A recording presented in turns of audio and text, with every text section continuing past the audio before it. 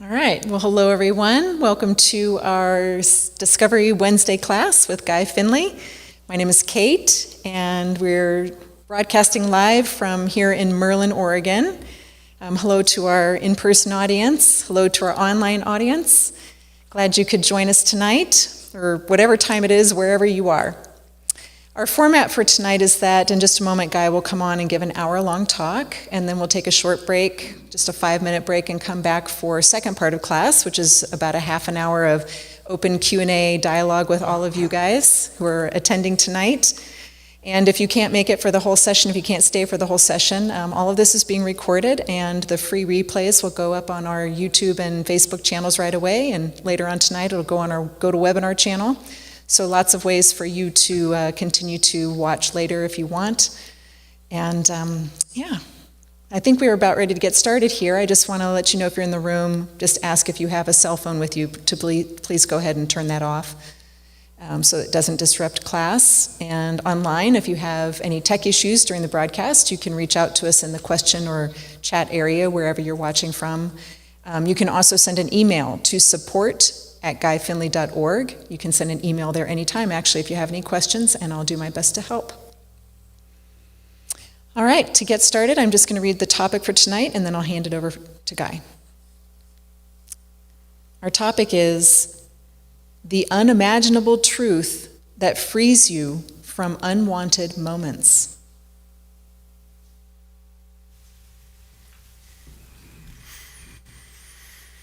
Keep in mind that's not the unimaginable truth that freezes you in unwanted moments. You already have that down. Welcome, everyone. Glad you're here.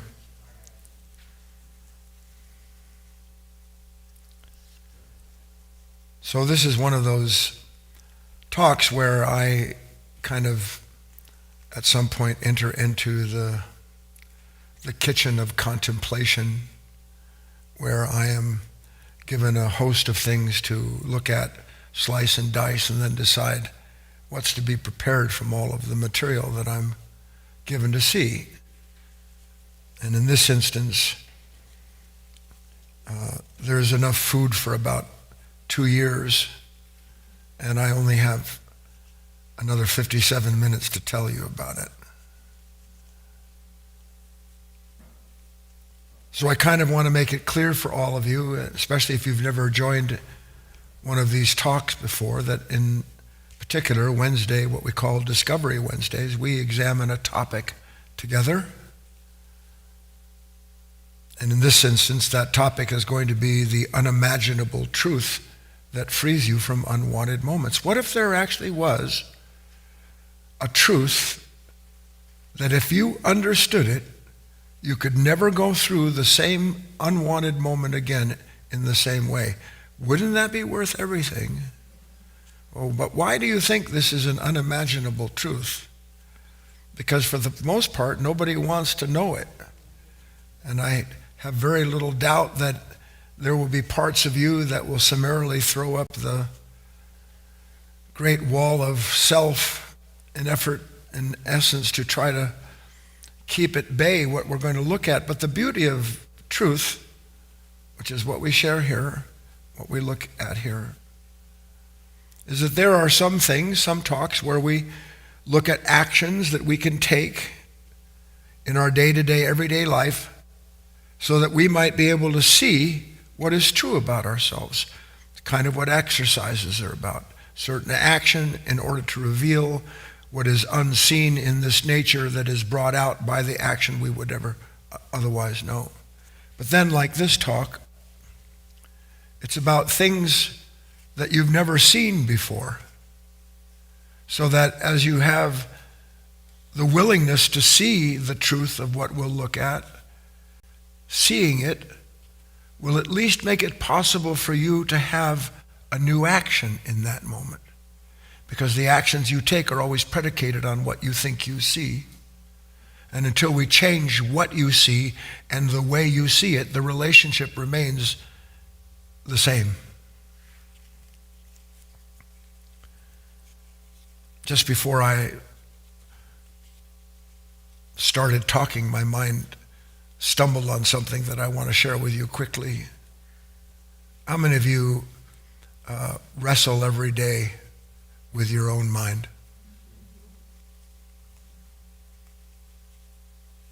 That's a terrible thing to do.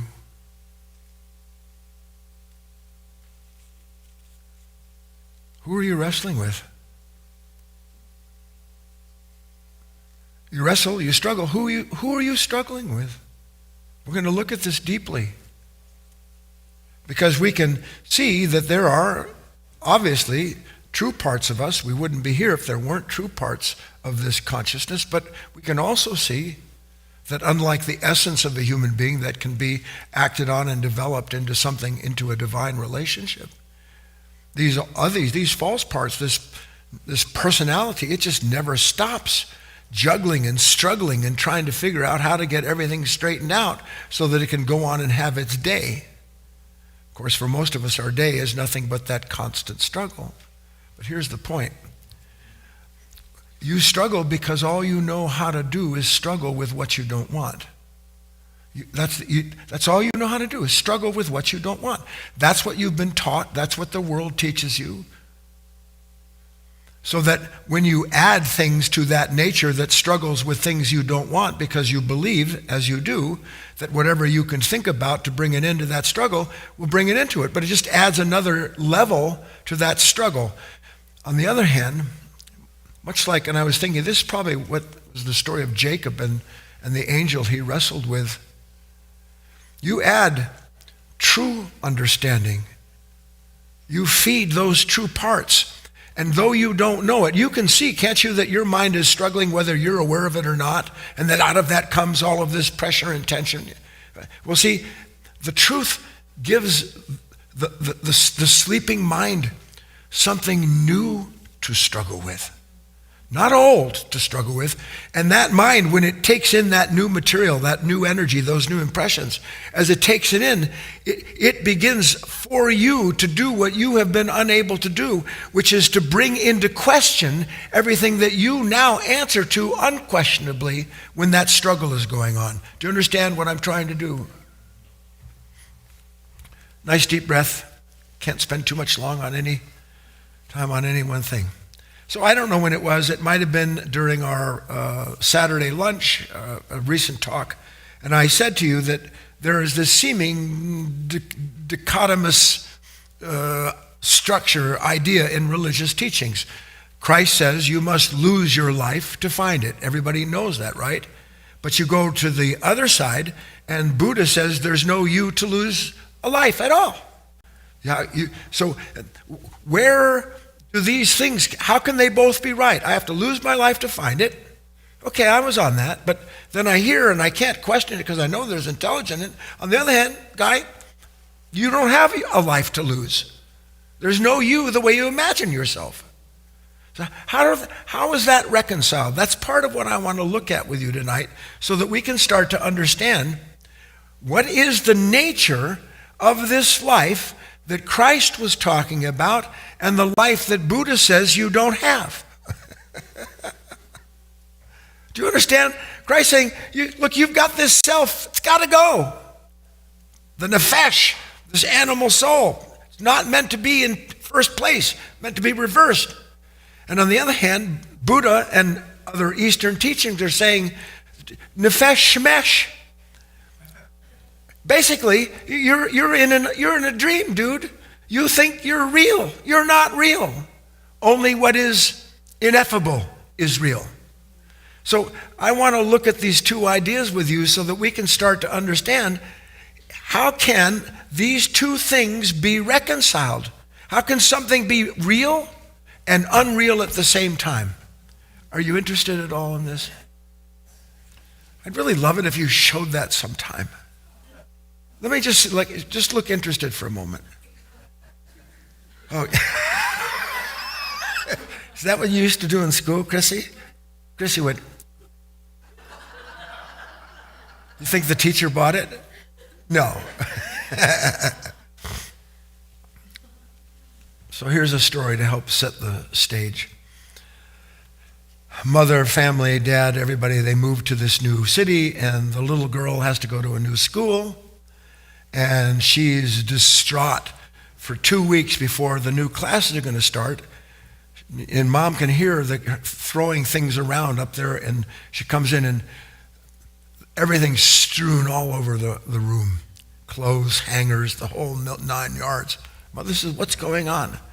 And the little girl says, I hate my clothes. I hate them. I hate them. I hate them. So you don't like them, is what you're saying to me? I need new outfits. I can't go to school like that. Right, Charlie? I need new dresses. I need new stuff. Her mother says, well, look, let's slow down for a minute and look at this together. Now, the mother, representing wisdom, and God willing, one day you mothers, you mothers and fathers, you become wise enough to know what to do with that petulant child, not the one that you're raising or that you're still fighting with because they're 35 years old and still expecting you to dress them, but the petulant child inside of you, the one that's always dissatisfied. And the mother knows and understands something about this and wants to teach the child a certain kind of lesson, which she realizes is all that's going on. That's the beauty of an awakened life. Everything folds right into exactly what's necessary for you and the person you're with no effort at all. Just floats in. She says to her daughter, well, sweetheart, okay, I'm on board with this. But first, let's try this. And the mother goes and she takes this. Please don't criticize my color coordination. She takes this paisley thing, she matches it to this solid skirt and puts these socks with a pair of shoes. What about this? Are you kidding? She does that about 8, 9, 10 times, finding different things that have been strewn together, putting together what she thinks are new outfits. Following me? Little girl's listening and watching and listening and watching and says, Mom, what are you trying to do? I'm just trying to show you you can have like a new wardrobe if you just put new things together. Mom, I've tried every combination in the closet and it doesn't matter how I rearrange my stuff. Nothing is new. Mom says, are you sure? Well, of course I'm sure, she said. And Mom says, neither will you find anything new in constantly reimagining something that you think you have to have in order to get through what you're about to go through. Simple enough lesson, isn't it? Bring up the first key lesson, please. It's a little bit of a summary.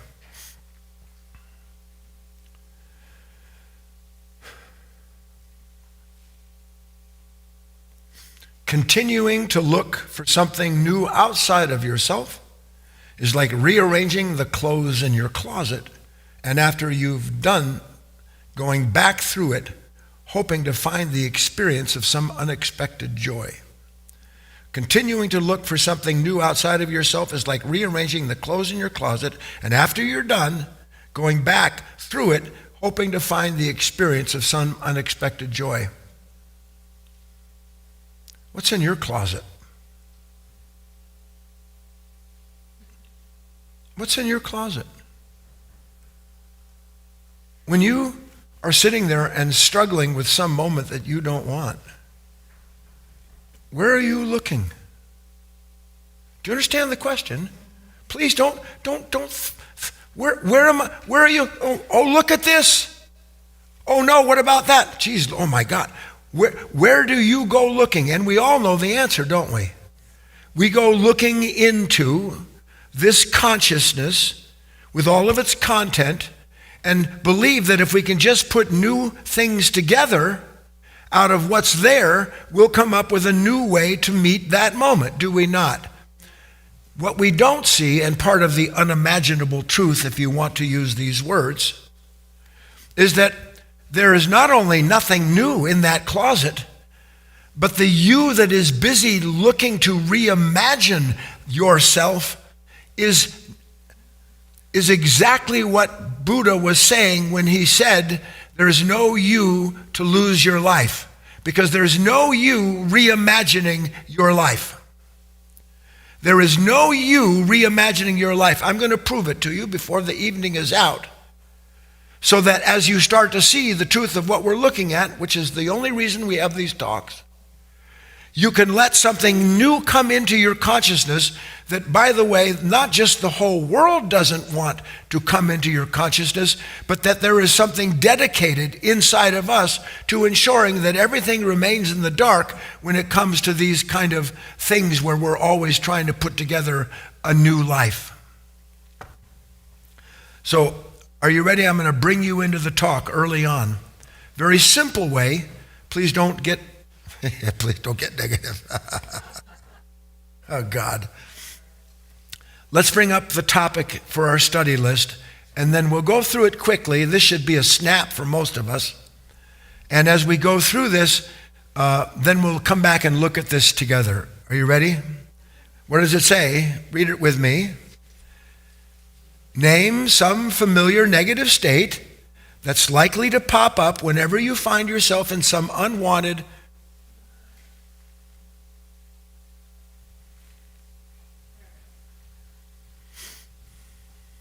Sorry, I assumed it was up there. Starting over, let's not get negative. Name some familiar negative state that's likely to pop up, like in you right now. You, I'm looking at you. That's likely to pop up whenever you find yourself in some unwanted or otherwise painful moment. We don't have to stretch our imagination too far for this, do we? Let's just get a few things down on the list, and you're welcome out there. Some familiar negative state popping up like lilies in a graveyard. Heidi. Fear. Chris. Frustration. Share. Judgment. Roger. Blame. Babs. Anxiety. I'm waiting for people to come on. Please post, send along your comments. Dave. Jealousy. Ellen again. Defensiveness. That's why I said again. Dana. Anger. Despair. How about anxiety? Self-pity comes up on the board from Paul. Frustration. We've got that one. Who else? Come on. Sally. Impatience, that's a big one. Who else? Terry again. Resentment. Complaining comes up on the board. John in the back. Worry. Leah. Guilt. You're sitting next to Ellen. It's all coming together now. Who says negative states aren't infectious? Roger. Dana. Judgment, we got that one. Rebecca says confusion. Juan says, flee the scene. Avoidance. Heidi. Cruelty. Anybody else? I'm wondering why a few of you haven't said something. So your day has no negative. Chica. Fear that I might be called on. Come on, a couple more, then we can go on. Really? Regret. How about dissatisfaction? Babs. Resentment. Rebecca. Anger. Disbelief. Yes. Confusion. Chris. Irritation. Yes. Yes. We did impatience. All right, that's enough. I just wanted to fly through those with you so that we could see. First of all, did anybody say anything that any of us haven't experienced? Or is this pretty ubiquitous to our present level of consciousness? Okay. So here we are. We have all these negative states that pop up like that. Now we're covering a little familiar ground, maybe not for some of you out there, but here. Can you have a negative state, any form of negative state, without what? Without resistance. There is no negative state that doesn't appear without some form of resistance, yes or no? We can understand that. So now I ask, well, resistance, To what? What's the resistance to? I'm asking you guys. John says resistance to what is, Heidi? A resistance to a feeling, Leah? I'm not getting what I want, Terry? What my mind is telling me? We could go on for quite a while, couldn't we? With this resistance to something that brings up these negative states. So we understand that the resistance is a priori to the pain of the negative state, yes?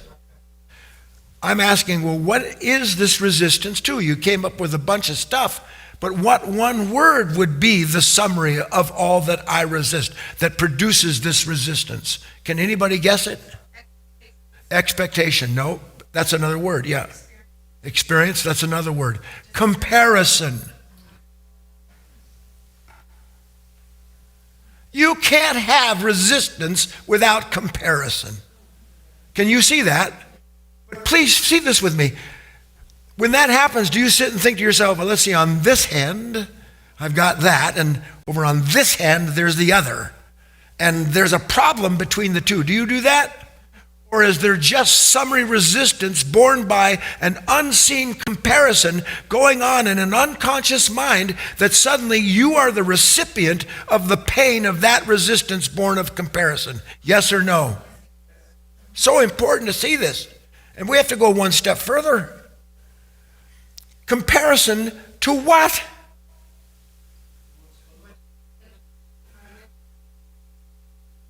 Comparison to what I believe must happen so that who I am can remain inviolate.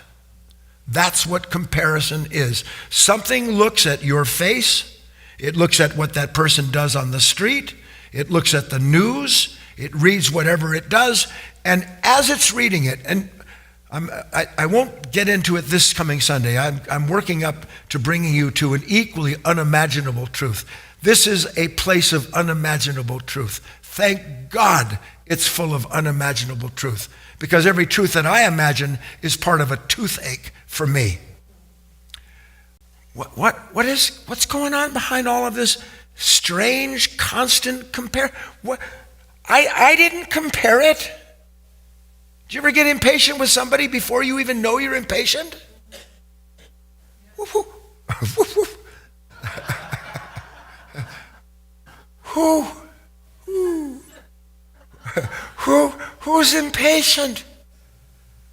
I didn't think I was going to be impatient. I didn't think I'd say yes when I wanted to say no. None of that was in my mind. But a certain condition comes along, and without knowing it, there's a contraction deep in the darkness of this nature. And as that contraction takes place, it doesn't dawn on me. That can't happen unless something is compared what's taking place to something that is terrified that that's happening. Please? So there is this resistance, this comparison, and this comparison doesn't exist without some form of unseen compromise going on beneath the deck. Unseen, that we have no idea is going there. We're building a case. Okay.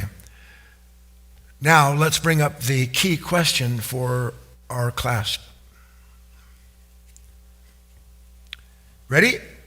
We've been leading to it. Please take this seriously. What would be the one thing, the single identifiable cause at the root of any sudden or otherwise long-standing form of psychological pain and suffering? What would be the one thing, the single identifiable cause, meaning that you could see is true, had you the eyes, which we're opening here, that is at the root of any of these sudden, the sudden psychological pain, the stress, the anxiety, the fear? What would be the one thing at the root of all that we just described? I'm going to answer it myself because I have to keep moving. Write it down if you're ready.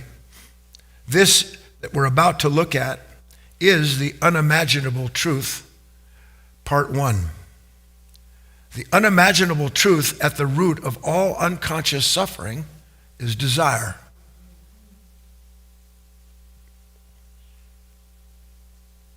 The one thing at the root of all psychological suffering, but this is just part of it, is desire. Now, just to bring you in so that you think to yourself, well, I don't know if that's true. As far as I'm concerned, you can doubt this too. Buddha said the Four Noble Truths. Four Noble Truths. He said the truth of suffering. He called it dukkha in that language, which was basically the unsatisfactoriness, the unease of this transient existence. That there's this constant disturbance where we are always trying to get rid of what proves itself intransient by doing what? By creating what is intransient in our mind. So I see this thing isn't stable, no problem. I just imagine a stable table with my feast in place. Please? So he said the truth of suffering, then he said the truth of the cause of suffering. These are the Four Noble Truths. And the cause of suffering is simply being identified with craving, desire. The truth of that suffering is that it can end, Buddha said. It can end through the cessation, through the end of that craving. Well, that sounds good, doesn't it? The end of craving? I'm all on board with that. If it gets rid of the end of the incessant pain of comparison, resistance, and negative states. And then he said the last of those four truths is the path that leads to the end of that suffering. So human beings, their whole lives, they think to themselves, well, I want to get on that path that brings an end to suffering. And how do I get on that path that brings me to the end of suffering? I imagine it, which is the source of my suffering. I wamp up. I love Jesus. I want Moses. I want to be a good Jew. I want to be a good mom. I want God in my life. And what am I seeing and feeling when I think to myself, I want God in my life, other than something in me dissatisfied with what I am and have, including what my religious training or discipline has brought to me, says it needs to be a little better than that. This is what has to happen. And so the root of the very pain comes up with a solution to the pain by calling on the very nature that produces it to begin with, which is an unconscious mind, unendingly coming up with a new desire to bring an end to the thwarted desire of the moment before. Do you see it with me? Christ, he said, you can't serve two masters. Exact same thing. Remember I said, lose your life to find it, but the other side is, well, there's no you to lose it. Christ said, you have to lose you can't serve two masters. Well, we've talked about this before. What are the two masters you can't serve? It is this unconscious nature that creates and identifies with desires so that it can be the one who will achieve and attain and in the liberation, the relationship with the divine, it's imagined. And it goes on, Christ did, to say, you can't serve two masters. You're going to love one and despise the other, which is evidential if you see it. I imagine a time to come. I imagine my relationship with God. And then when God doesn't live up to what I sent him the notes were he needed to do, or the moment doesn't sustain myself the way it's supposed to, then the thing that I love, I despise. I turn on it at the drop of a hat. Please, yes or no?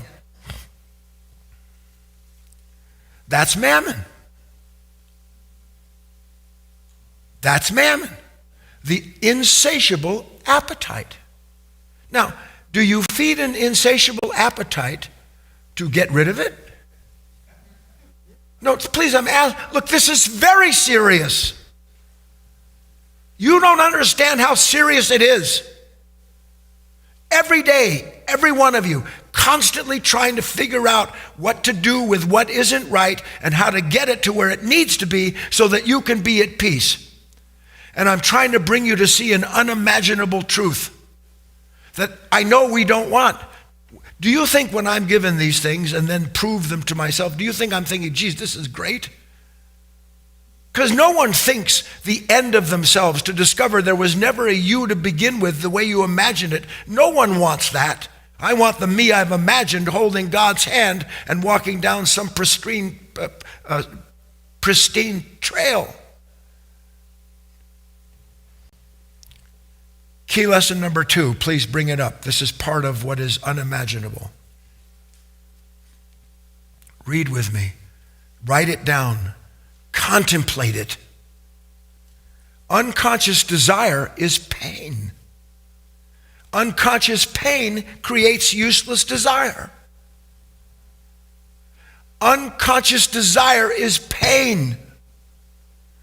Unconscious pain creates useless desire. Can you not see how they feed into one another? Sort of that strange Ouroboros, not the eternal life, but the eternal purgatory of someone trying to continually consume that which, as they consume it, produces hunger in them for something else to consume. Please? Unconscious desire is pain. But when I'm busy desiring something, am I aware of pain in that? Am I? I'm not. Why aren't I? Why aren't I aware that pain has stirred the desire? The disturbance has awakened a certain dichotomous experience inside of myself where there's me and the thing I don't want. And when that disturbance takes place, here's this moment, here's this person, I'm suddenly filled with resistance to him. I don't think for a split second that in that relationship between these active and passive forces, something is sitting there going, oh no, and thinks, well, I better figure out what to do right now. I better figure out, what do I need? Because everything I've needed so far has brought me to this point where I'm bleeding psychologically. What do I want? Because I thought this was what I wanted, and now I got what I wanted, and it's hell. So here's the mind in a constant state where, as surely as the disturbance is a product of a... Can you see that what disturbs you is always the product of a desire? I've proven it to you. And if what disturbs you is a product of desire, then how can a desire bring an end to the disturbance? It can't, can it? Do you see why this is an unimaginable truth? What the hell am I going to do with myself now? All I know how to do is sit and think about what I have to do so I can be satisfied. And what Buddha said, look, you can sit and do that for the rest of your life. You're never going to find satisfaction because the craving to be free produces the sense of self that's not. The you that doesn't exist then believes it does because you're in this much pain. You have to come to an end of it. They go, how do I come to the end of it? Not by desire.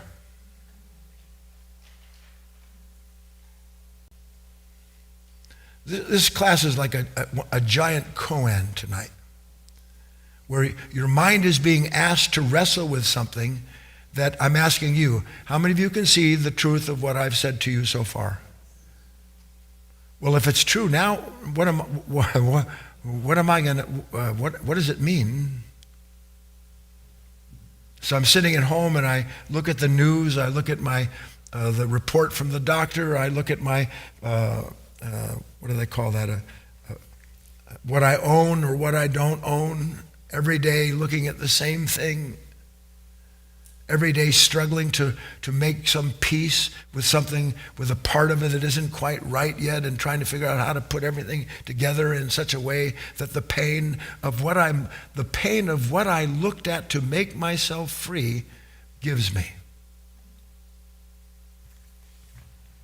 So the unconscious nature goes through all of these iterations of itself, talking to itself and imagining from itself what it needs to free itself from what it is made of itself.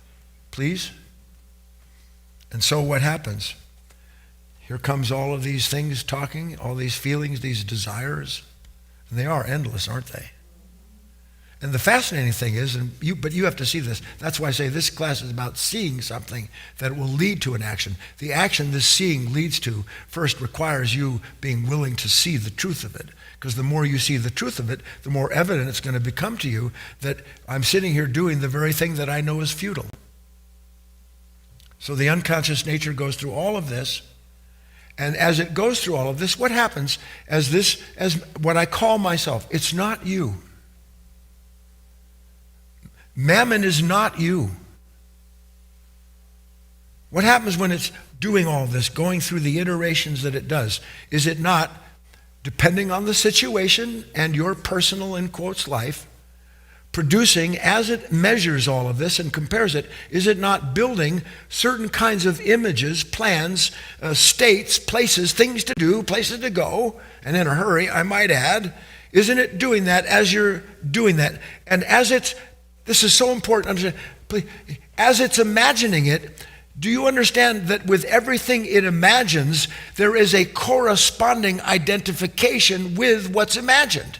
That's what identification is. It doesn't exist apart from what this nature imagines.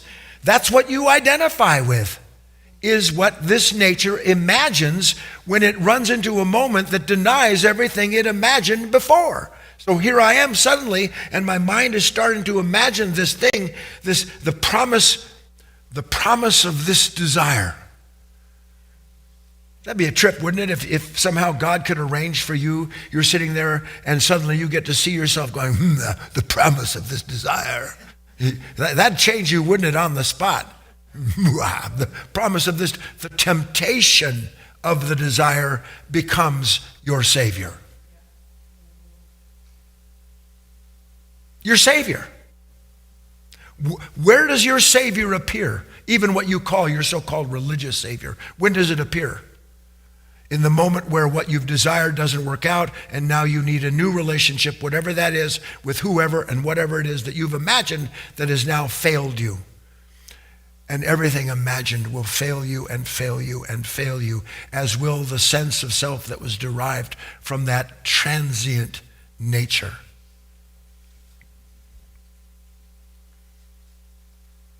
Look, this has to get in somehow. That's the best way I can tell you. It has to get in.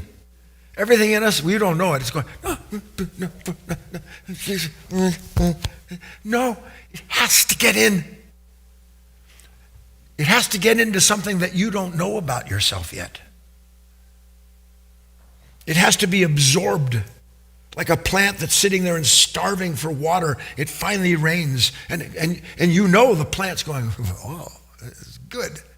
You have to get to the point where you start to understand something in me does not want this unimaginable truth. And even though I don't want it, in those moments where suddenly it becomes evident to me that this is going on, that I'm doing the same old, same old, that in that moment I have to be willing to bring all of that moment into a split second, if that's all I have, of awareness of OMG, there it is again. Who I am cannot be separated from a desire that can't be separated from what it's imagined, that can't be separated from the life it's hoping to get to in time. See it with me? Now, moving along and almost getting to the last unimaginable truth.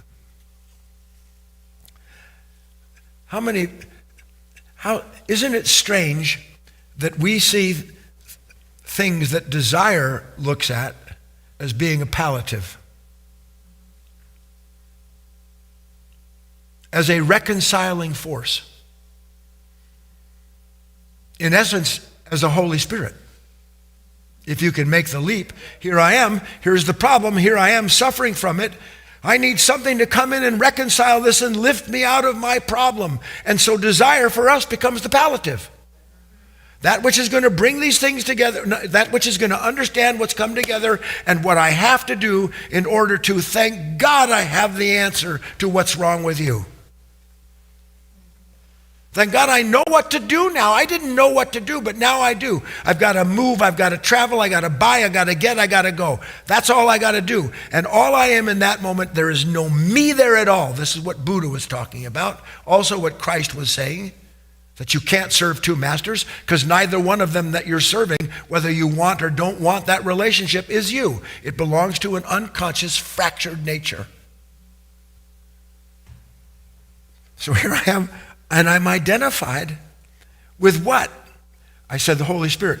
When you're identified with something in a problematical moment of trouble, doesn't it feel like that whatever you're desiring, doesn't it seem to be the force of unity? Doesn't it? Doesn't it seem, this is, thank God that came to me. Thank God I thought of that. Because now I know how to go on.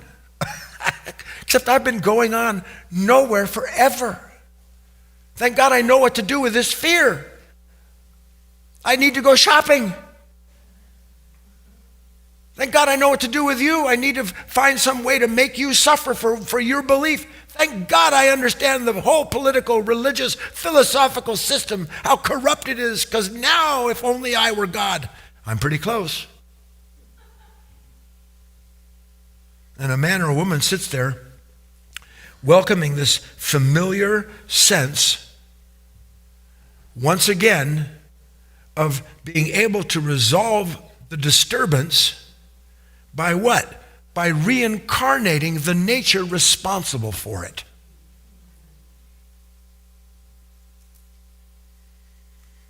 Is any of this getting in, do you think? Actually, I know it does. You don't have to understand a word I say. But if you hear it, you can't forget it. So I've come now, take a nice deep breath, to the unimaginable truth that, what did I say it does? Frees you from any unwanted moment. So we've been looking at unwanted moments, haven't we? You ready? I love this. Here's the unimaginable truth that frees you from any unwanted moment. Write it down. Desire is a misdirection.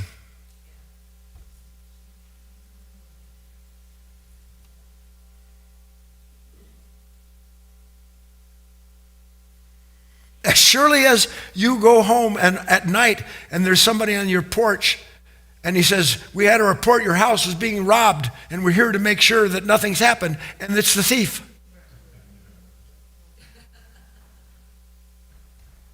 It's a misdirection. But it's the only direction I know. It's the only director I trust in my life.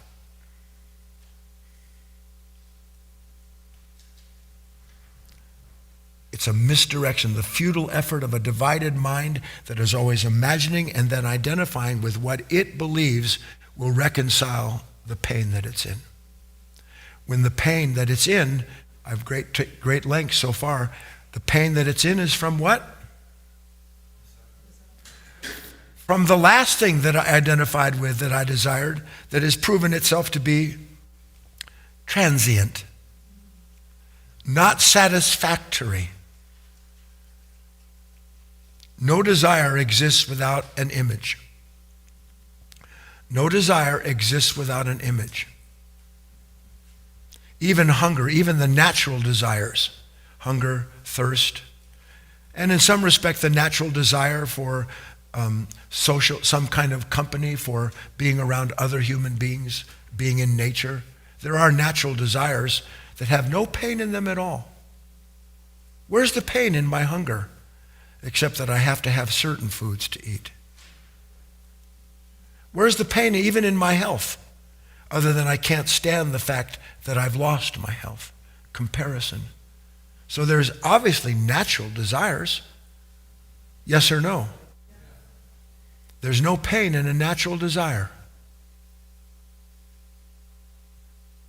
The pain exists where? I just saw the strangest thing on my screen. What in the bloody name of heck? Large thumb appeared. No, I didn't do that.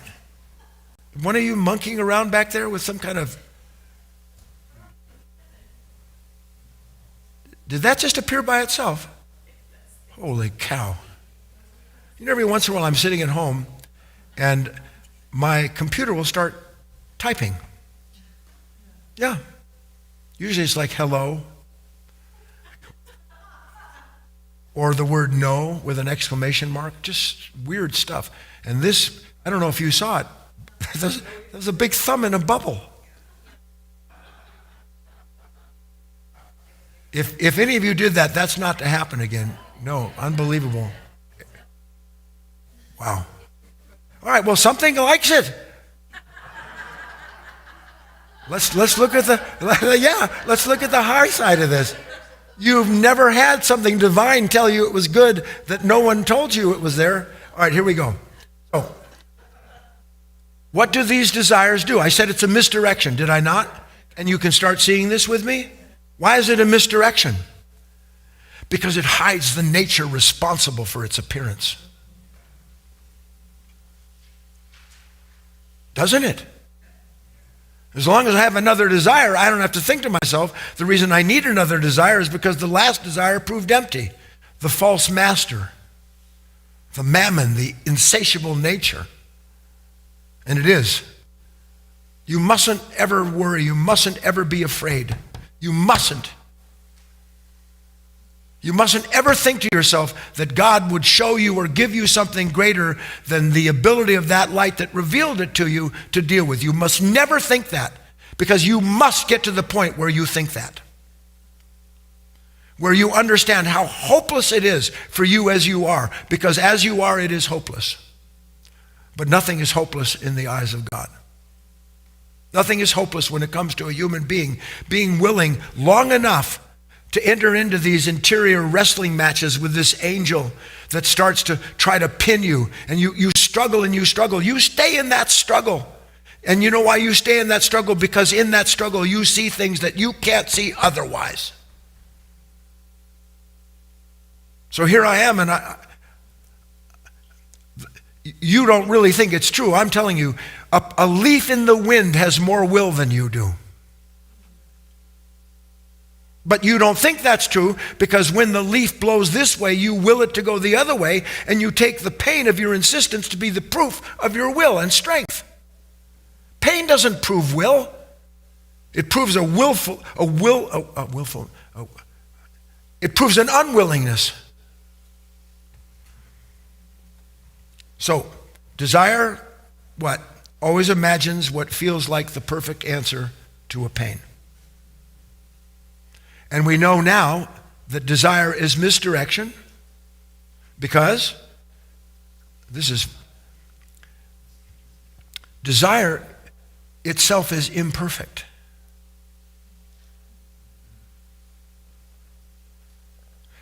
Come on, can you reach? Desire is imperfect. Why? Because I'm always desiring something to perfect me. Desire never stops looking for something to make the feeling of being incomplete go away. So desire, the nature of it is incomplete. And when I'm identified with this incomplete nature, believing it can complete itself through what it imagines, I am equally incomplete, and in some ways worse off, because I'm so identified with the longing to become something whole, I'll buy lock, stock, and barrel any lie that nature tells me I need to do, get, or fix.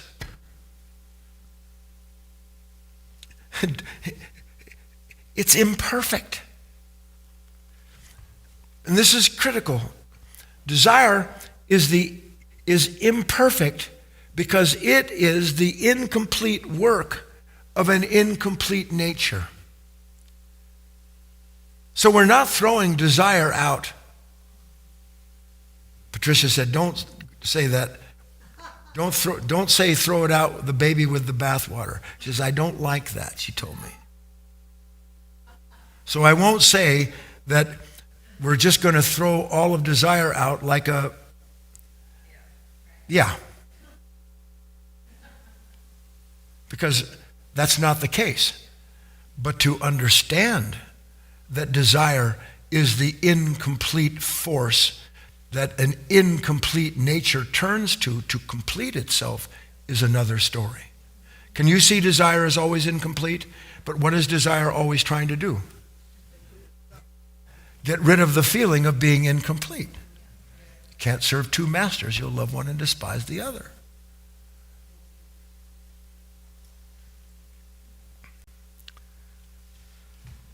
So what happens? Where am I in time? Where's my clock? So what happens? What happens when, and I trust, you at least suspect, how many of you have some kind of new thought or feeling about all that you always thought was like maybe the best part of you? Because I got desires up the wazoo. I have desires nobody's even imagined. I don't even want to tell you about some of them.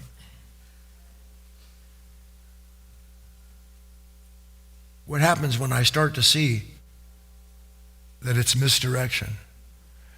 What happens when I start to see, and please, I know this sounds religious, I tell you it's not. What happens when I start to see that I have been deceived by this desire? I've taken it as myself. The whole of myself rotates around a center called the temptation to complete myself. What happens if I see that that's impossible? That's the whole, remember I said, if we can see something new, there might be a new action possible? Well, what happens? I've been deceived. That's what, in the desert, the temptation of Christ.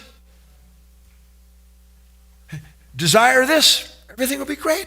I'll take care of you. You'll have everything. You will be very special. The angels themselves, you can turn stones into bread. Just desire it. And every last time he alluded to this fact, not by bread alone, not by myself, but by the word, by the living energy, the vibration of what is divine that has already taken care of everything that you're promising me needs to be taken care of. Already taken care of. But how will I ever know it's already been taken care of if I'm so busy taking care of myself by something that's deceiving me into believing that I can make myself whole? You following me? So where does this lead us to? Somehow or other, I have to get to a point where I start looking and say, you know what? I can feel it. I can feel something talking to me. I feel something calling to me. I can feel the pressure trying to draw me back in. So that doesn't mean, and this is an important transition. Take a nice deep breath.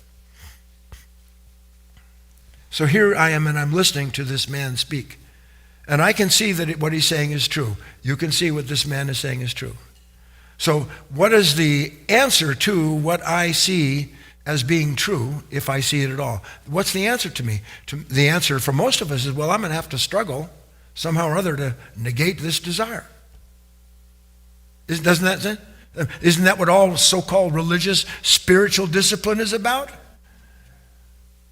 Become a large zucchini in some kind of strange outfit, walking around and smiling at people, that god-awful spiritual smile? Yeah, you've got to struggle, man. Look at you. You can't stop thinking about this. You can't stop trying to do that. Your mind all the time. You've got to go with it. You've got to run with it. Otherwise, you're going to be run over by life. And you can't let life run over you. When, by the way, what is life running over? Does life run over anything? Or does the mind create a position and then life challenges the assumption that position is real, and then you have the pain of trying to protect it?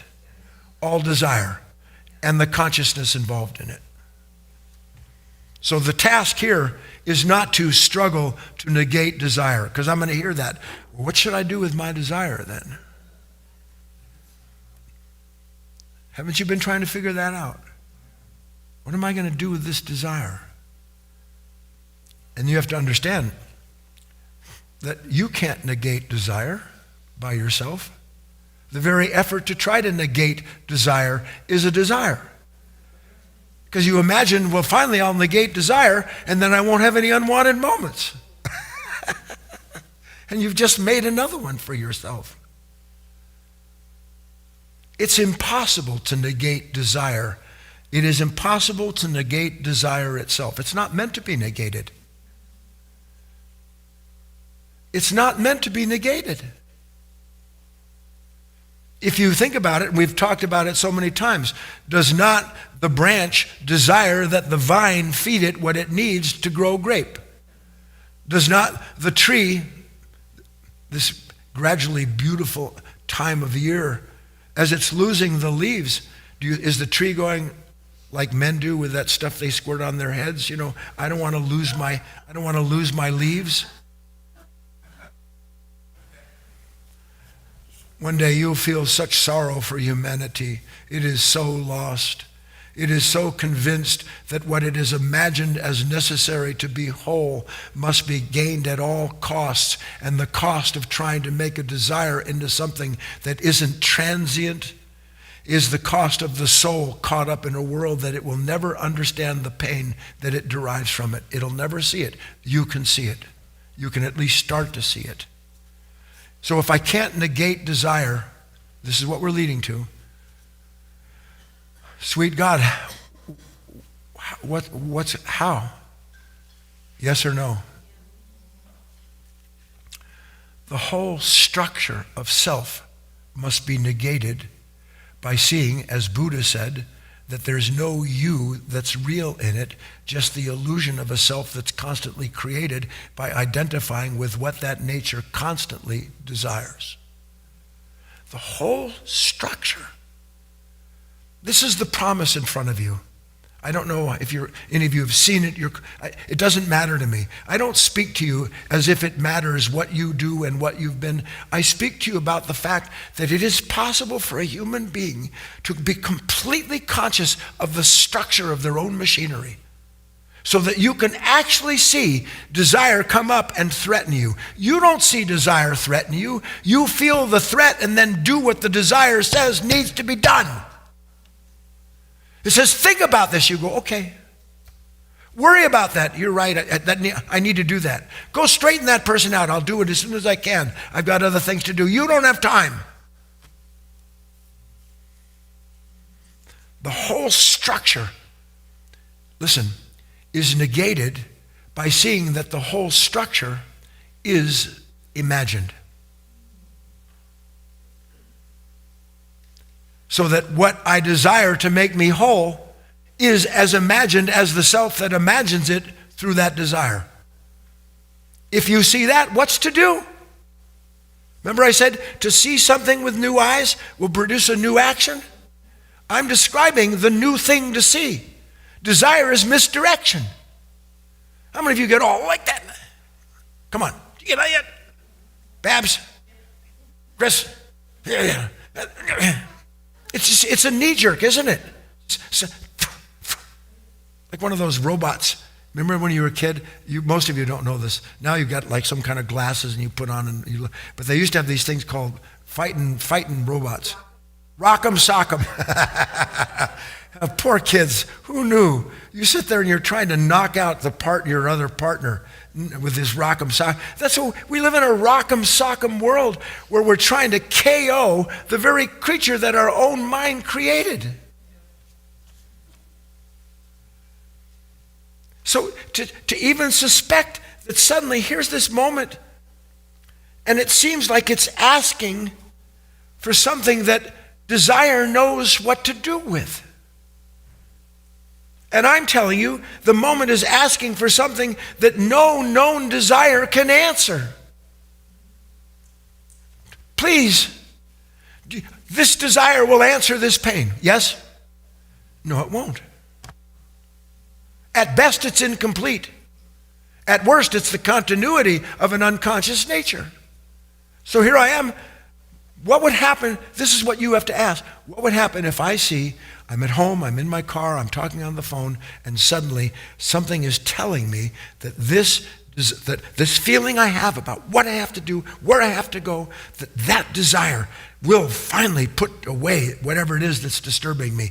What if I see that what's telling me to act cannot not only not know what is needed in that moment, but by identifying with it, I lose sight of the fact that that moment that I'm in already has an answer. There's already a Holy Spirit, not a Guy spirit, not a Chris spirit or a Dana spirit, but a spirit that exists in the very moment of that seemingly dichotomous event coming together, where active and passive meet each other. It's already there.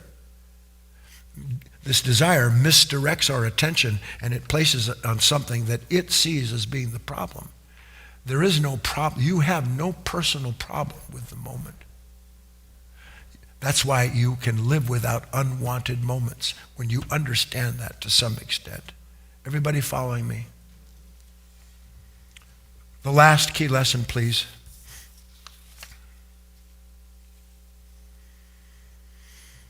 The web-like nature of any dark dream in life begins with what seems a single bright thread of sticky thought spun by an unseen desire.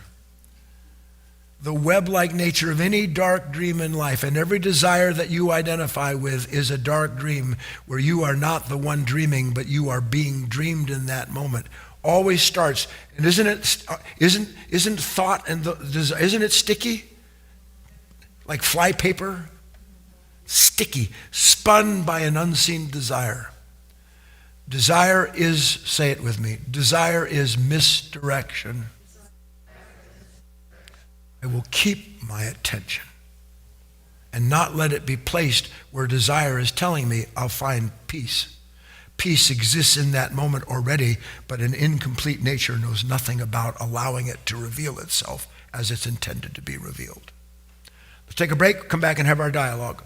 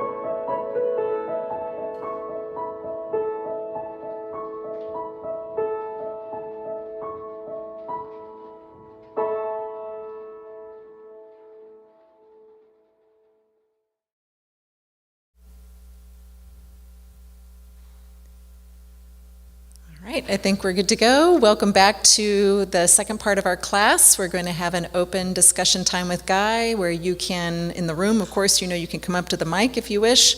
If you're online, you can, if you're in GoToWebinar, you can actually raise your hand and get unmuted and talk with Guy directly if you want to, or you can send in a comment. If you're on Facebook or YouTube, send a note in the question area, and I'll try to circle around and get those, gather them up, and we'll get those addressed by Guy. So, sorry, I forgot to do something. There we go. Juggling here.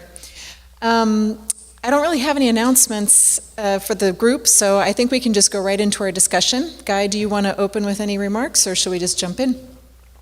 Okay. All right, I have a couple of questions that have come in, actually. Here's one to kick us off. This is from Paul. And Paul says, I haven't even read it yet. Here, let's go ahead and just get this read. Hi, Guy. I've been practicing these ideas and have become more aware of myself and the world around me. I feel like society is devolving more and more, and it terrifies me to see what the world is becoming. How can I continue my inner work with all this going on in the background? How can you not?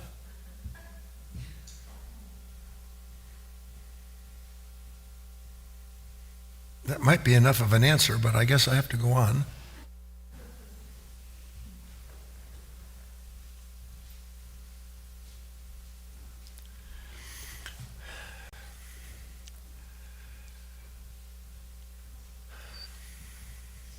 Do you know why it's a joy to start over?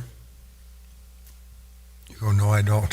Looking at you. I'll tell you why it's a joy to start over. Because you understand you're right where you need to be to see everything through new eyes.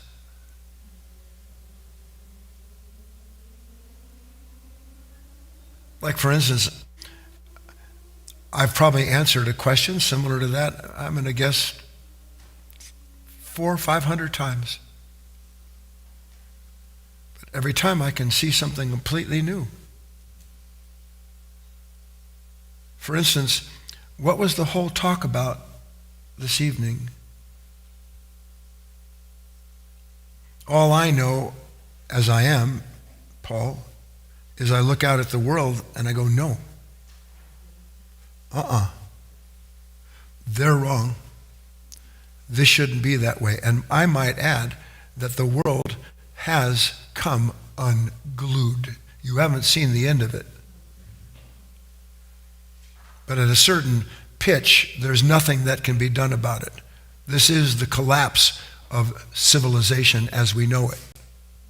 You may not see it in the next 2 or 3 years any more than a frog in a pot recognizes that the water is being brought to a boil. And why is it that way?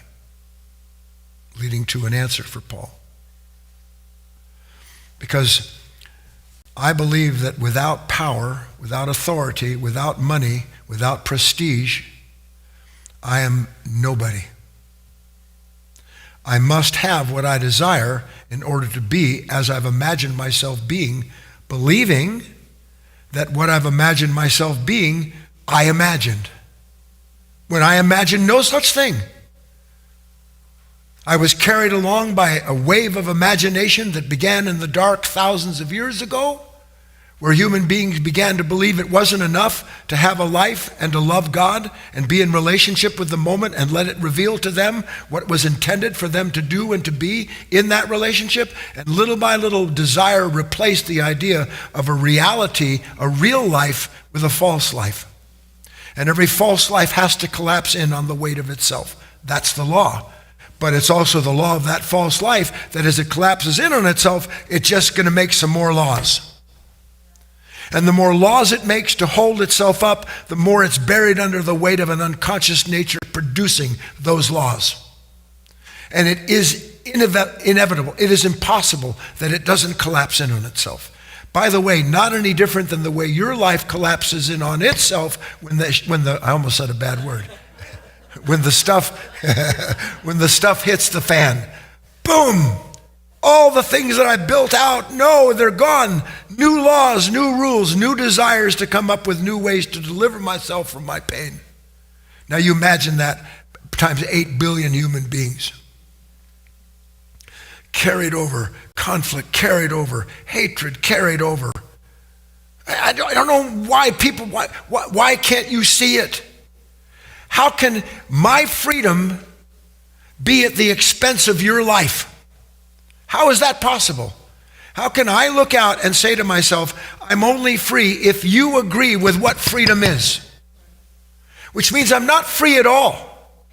It means I depend upon you agreeing with what I think freedom is. And if you don't uphold that religiously, philosophically, socially, if you don't uphold that, you're the monster.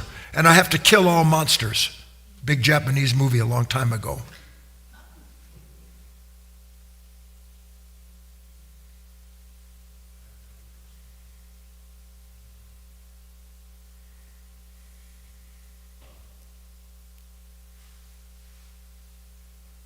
What did Christ say to his disciples when he said, you go and you tell these people these truths that you're learning, and if they don't like you and they don't listen, what did he say to do? He said, wipe the dust off your feet. He didn't say figure out how to get them to like what you're teaching. He didn't say try to convince them that what you're teaching them is right. He didn't say become the mayor in that little village so that you can pass rules so people have to obey, because they were already struggling under that, weren't they? Under the Roman authority and the Jewish authority. You just have to see it. And all that was to lead up to this. Any solution that is born out of not seeing the whole of something is an incomplete solution. And every incomplete solution will give rise to an incomplete response. And then when you meet that incomplete moment with an incomplete response, everything exacerbates itself, and then you have to push your response on people. Don't you want to be free? See. See. That's the whole class tonight was about seeing. Seeing what? Desires misdirection. So here I am, I'm angry at you because you don't believe what I believe. You can watch it in yourself. I don't know if you do. Every one of us is bent, so to speak, left or right in terms of conservative or progressive. We all have a nature that was not our own, I might add, but became an aberration of the generation before ours and before that and before that. Not that there aren't true parts, I said that, and false parts.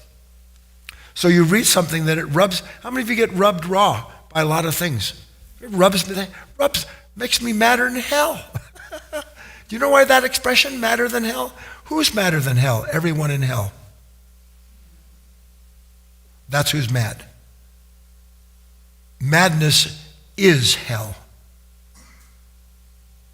So, Paul.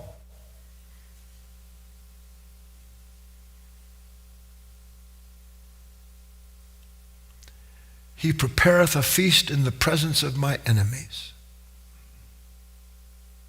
He prepareth a feast in the presence of my enemies. What does that mean? What does that mean? He prepares a feast in the presence of my enemies. He prepares me to see the truth of the moment that I'm in and to understand the enemy is not outside of me but inside of this desire that demands everybody be and do what I want them to do, because it can't imagine a life other than that. That's the problem. That's why I said it's unimaginable. You only know a life that is met with want and not want depending on whether or not the event proves or disproves what you've thought to be true. That's all you know. But if you could see all of that, then isn't that a feast in the presence of this consciousness that makes enemies and lovers without deciding which one is which necessarily so? Yes, please. That's my answer, Paul.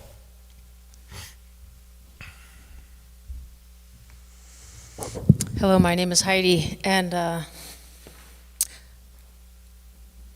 I can't imagine not being me. I can't imagine being in a moment and not going along with the mechanical reaction. But I cannot do that. I can refrain.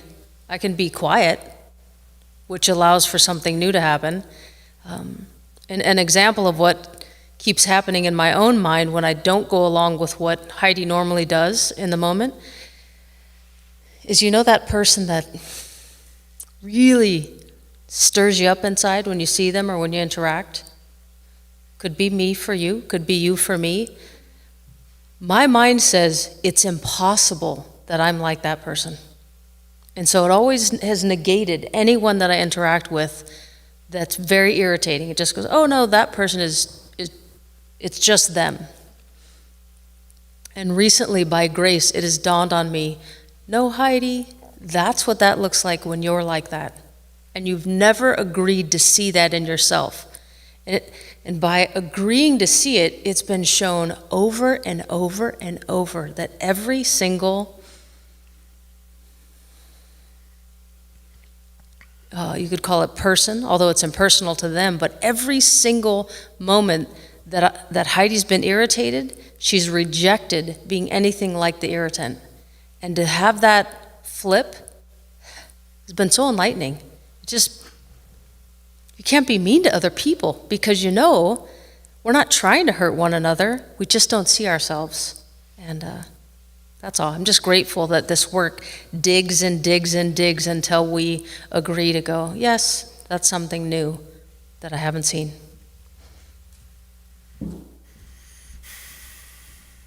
I have a comment.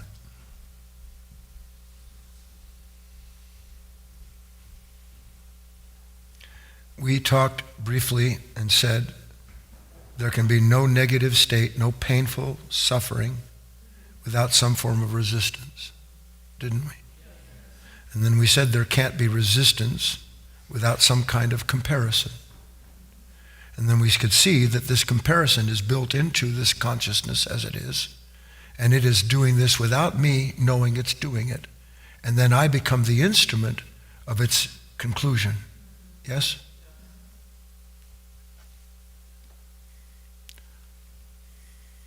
Everything that I try to help you do, see, is so that you can gradually be free of this idea of a you and a me. Everything. Because that's all you know, is how I become other than you, or how I can use you to become other than me. Resistance is a binding force. It is a suffocating force. All you need to see is how painful it is to be you as that nature sits and summarily resists whatever it does, so that you don't need to name what it resists. You need to see there's something in you naming that to produce this resistance. Then you have a chance to see what it is that will liberate you. As long as your mind is divided up into me and you, them and this, you are dead in the water. There's not a chance, because all you see is the opposites that your mind creates in order to keep a sense of self in place.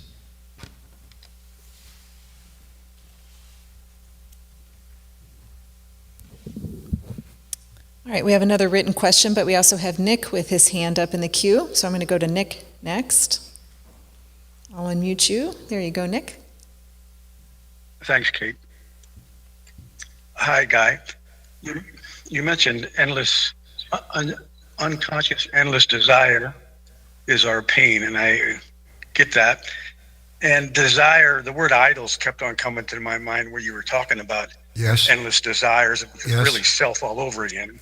Yes. And what kind of came to me earlier today when I was thinking about desire, what was so maddening, sir, is that it was a vicious cycle of poisoning myself with myself, so to speak, with these idols.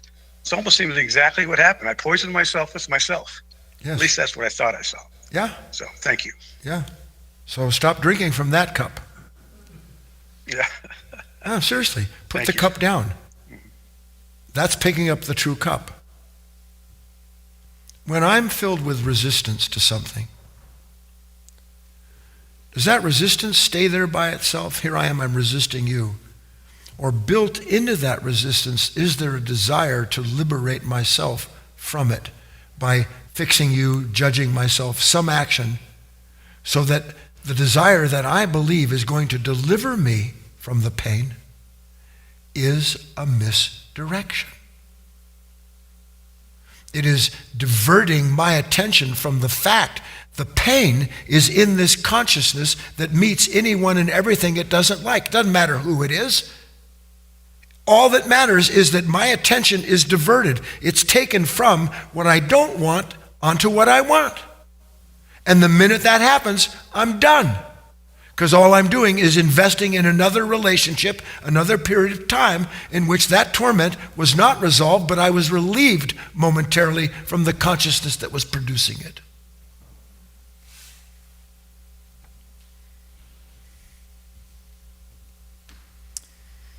All right, we have a question that came in from Jeremy. I'm struggling with forgiveness. I think it's an issue with forgiving the other person, but there's also a piece of not being able to forgive myself wrapped into it. I think this talk speaks to it, but I was wondering if Guy had any thoughts to share specifically about forgiveness. Thank you.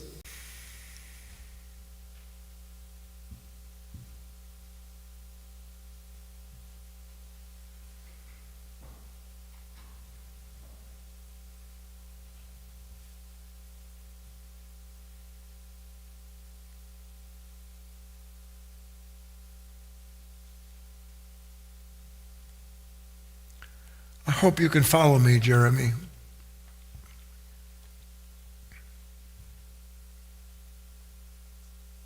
Who do I have to forgive? All of you have people. Who do you have to forgive? It's a real question. Who do you have to forgive? Why is this like a room full of, on Easter Island, looking at those strange statues? No, you hurt me.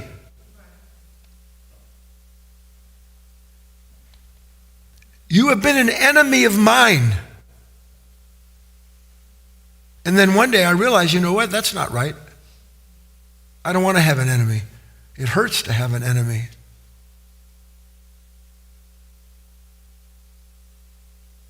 And then because it hurts to have an enemy, I think to myself, I have to forgive this person if I want to get rid of this pain.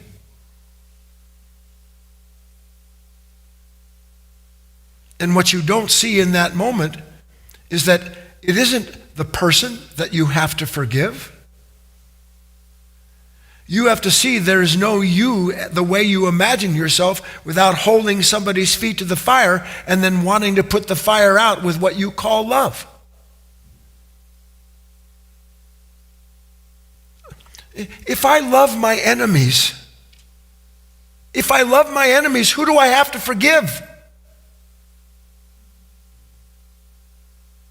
If I love my enemies, who do I have to forgive? Nobody.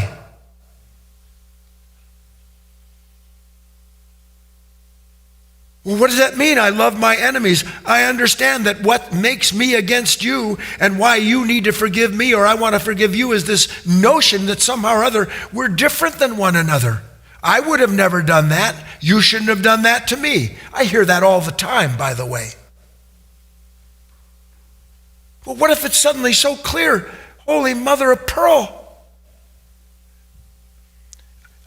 I know the things that I've done that I want to be forgiven for, that I never chose to do them. I know that I never wanted to be cruel. I know that I never wanted to hurt another human being. I know that. To whatever extent, I know that's true, because I can feel how much pain there is in that. And if I know that's true about myself, why wouldn't it be true of every other human being? When Christ said, "You who are without sin, throw the first stone," what was he saying?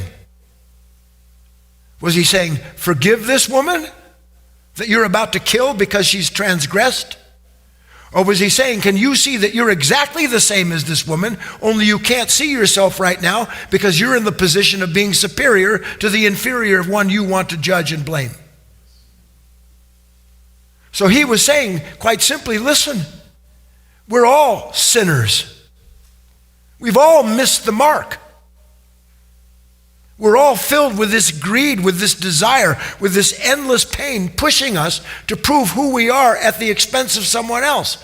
And when we push and try to prove, they push back and now we have an enemy. All of that can go out the window. I don't know how else to say it to you. I can promise you this, it is possible for you to live with no enmity in your heart at all towards anyone in your past. Now add to that, well, what about the guy that just cut me off? What do you desire when somebody has cut you off verbally or physically? What do you desire in that moment? Punish them. Make them pay for what they've done. Who's paying in the moment when some desire tells you that someone else outside of you is responsible for your pain? Who's paying in that moment? When you see it's always you paying, you find out it's not worth the cost. Then you have another coin, something else you have to do in those moments. That's it? Okay. Anybody want to speak? Otherwise, we're gone. Good night.